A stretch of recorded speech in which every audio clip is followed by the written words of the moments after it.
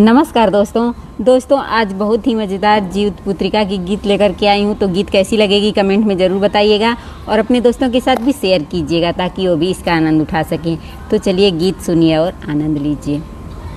तोहरे में बसे मोर जनवा तू जुग जुग जिया ललनवा हो।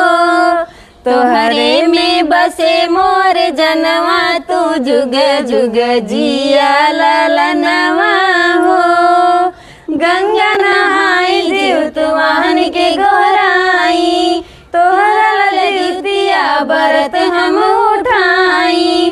गंगा नहाई देवतवान के गोराई तोहरा लजितिया बरत हम उठाई। तू ही रमोती के खजनवा तू जुग जुग जिया ललनवा हो।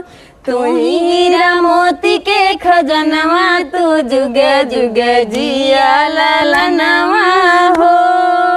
तोहरे में बसे मोर जनवा तू जुग जुग जिया ललनवा हो। तोहरे में बसे मोर जनवा तू जुग जुग जिया ललनवा हो।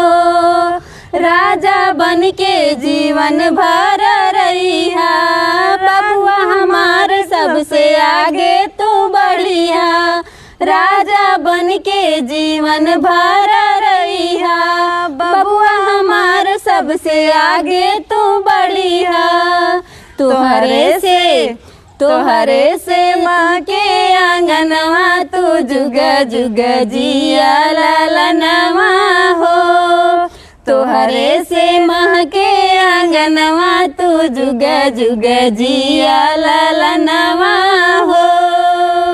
तोहरे में बसे परनवा तू जुग जुग जिया ललनवा हो। तोहरे में बसे परनवा तू जुग जुग जिया ललनवा हो। हर साल जीवतिया बरत हम भूखब विधि विधनवा से कबहू न चूकब। हर साल जीवतिया बरत हम भूखब विधि विधनवा से कबहू न चूकब। सफल होई पूजनवा तू जुग जुग जिया ललनवा हो। सफल होई रमनवा तू जुग जुग जिया ललनवा हो। तू हीरा मोती के खजनवा तू जुग जुग जिया ललनवा हो। तू हीरा मोती के खजनवा तू जुग जुग जिया ललनवा हो। तोहरे में बसे मोर जनवा तू जुग जुग जिया ललनवा हो। तोहरे में बसे मोर जनवा तू जुग जुग जिया ललनवा हो।